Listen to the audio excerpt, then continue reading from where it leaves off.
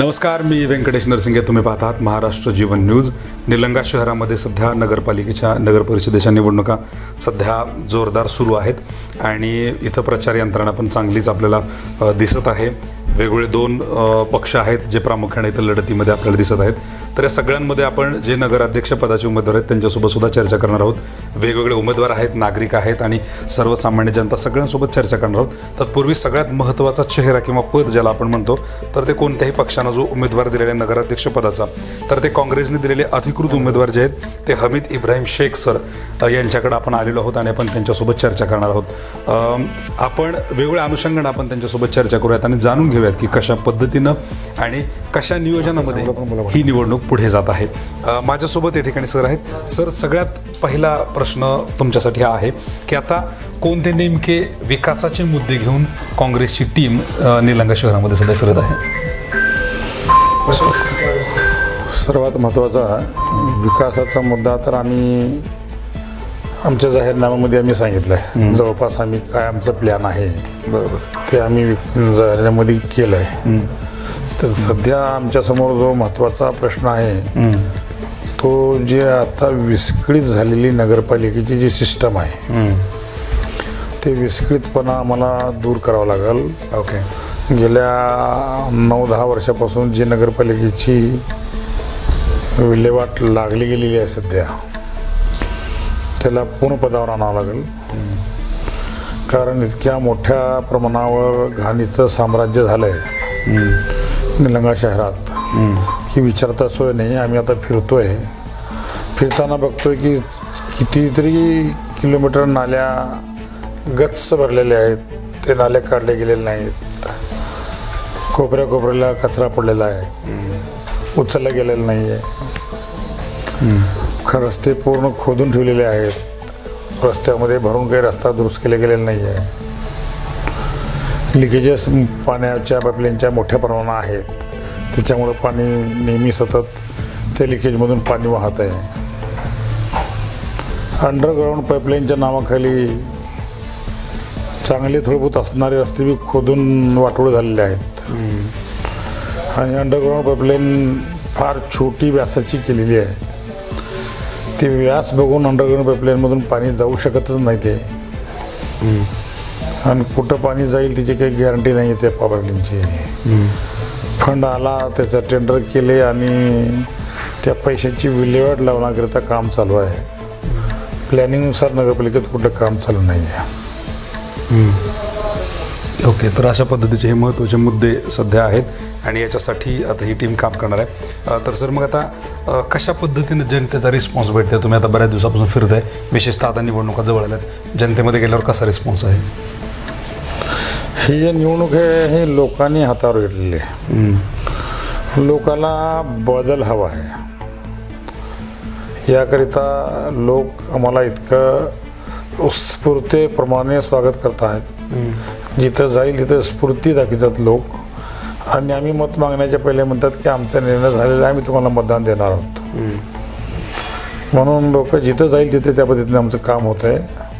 आणि लोकांना विश्वास आमचा जवळपास पटला म्हणायला काही हरकत नाही आहे. लोक आम्हाला आमचा परिचय देताना बोलायला गेलं तर तुम्ही काही सांगू नका, तुमच्याबद्दल आम्हाला सगळं माहीत आहे आणि आम्ही मतदान तुम्हाला देणार आहोत, तुम्ही चिंता करू नका, निश्चित होऊन जा, असं ते उत्तर देत आहेत. ओके. म्हणजे एकंदरीत की निश्चितपणे आम्ही तुम्हाला सहकार्य करू आणि तुम्ही ही निवडणूक जिंकाल असं ते शब्द त्यांना देत आहेत. तर सर, पुढचा प्रश्न तुमच्यासाठी असा आहे की आता दोन पक्षामध्ये प्रामुख्याने लढत आपल्याला पाहायला मिळत आहे, परंतु काही अपक्षपदाचे पण उमेदवार इथं आहेत, भरपूर मोठ्या संख्येनं असतील. तर त्यांचे काय मुद्दे आहेत आणि तुम्ही त्यांच्यासाठीचं काय आपल्याकडे स्ट्रॅटेजी आहे? अपक्षपदाच्या उमेदवाराबद्दल आमच्यापेक्षा काय मुद्दे आहे असाचं काही कारण नाही. कारण का ते अपक्षाचे उमेदवारसुद्धा आम्ही त्यांना भाजपच्या सपोर्टिंग असणारे उमेदवार असं समजतो. ओके. कारण का त्यांचा जो काही चालक आहे ते सगळं चालक तिन्हीच आहेत. लोकात अशी चर्चा आहे. ओके. त्यांना सरळ मार्गाने निवडणूक न लढता अडथळा करून निवडणूक लढवायची सवय आहे.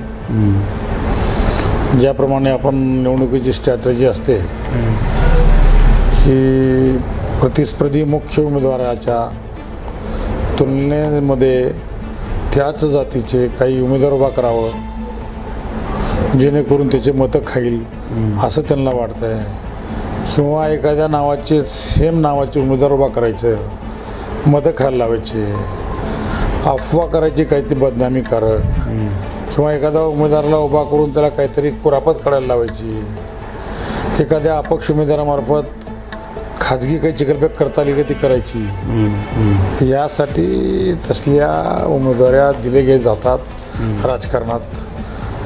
याबद्दल आपल्याला माहीत नाही हिने कशामुळं केल्यात का झाल्यात, त्यांच्यासोबत आहेत का नाही आहेत, पण लोकात चर्चा आहे की सगळ्याच उमेदवार हा भाजपला सपोर्ट करण्यासाठी उभा केल्यात असं लोक म्हणत आहेत.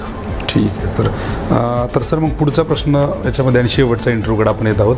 तर या इंटरव्ह्यूच्या माध्यमातून तुम्ही निलंग्यातील जनतेसाठी काय सांगू इच्छिता, काय त्यांना संदेश वगैरे देऊ इच्छिता? निलंग्याच्या जनतेला मी आश्वस्त करू इच्छितो की मी 1 वर्षामध्ये मागे बी काम केलं आहे. 2008-9 साली सुशिक्षित ग्रॅज्युएट माणूस आहे मी. नगरपालिकेचा मला अनुभव आहे.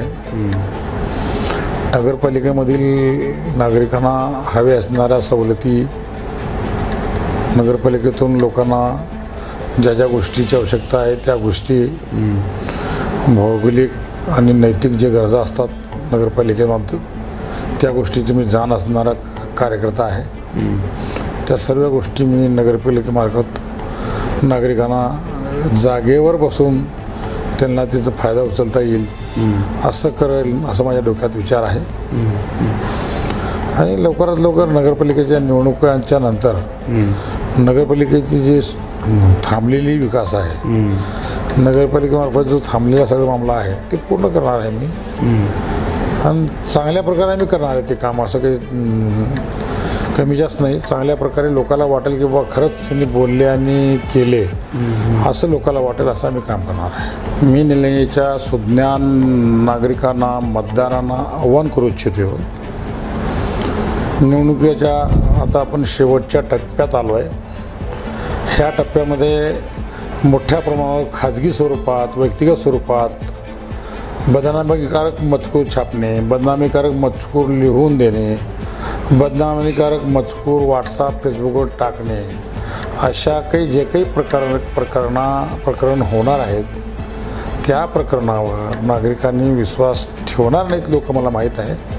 तरी पण मी आवाहन करतो की अशा कुठल्याही खाजगी याच्यावर विश्वास न ठेवता विकास विकास विकास विकासाच्या मुद्द्यावर, मागे केलेल्या 1 वर्षाच्या कामाच्या अनुभवाच्या मुद्द्यावर, आणि मी काय करू शकतो आहे, काय विकास करू शकतो आहे ते सगळ्या जनतेला माहीत आहे. त्या आत्मविश्वासावर लोकांनी काँग्रेस पक्षाला आम्हाला निवडून द्यावं आणि काम करण्याची संधी द्यावी अशी विनंती करतो आहे. आणि आम्ही जे नगरसेवक पदाचे सुद्धा उमेदवार उभा केलेले आहेत ते फार सोबर, जनतेत मिळून मिसळून राहणारे, सगळेजण सोशल इंजिनिअरिंगद्वारे परिस्थिती पाहून उमेदवार दिलेले आहेत. त्याचासुद्धा आम्ही भान ठेवलं आहे. सर्व समाजाला प्रतिनिधित्व मिळेल याचीसुद्धा आम्ही दखल घेतली आहे. मी 2008-9ला नगराध्यक्ष असताना सत्ता आमच्या पक्षाची नव्हती, तरी पण मी विकास केला.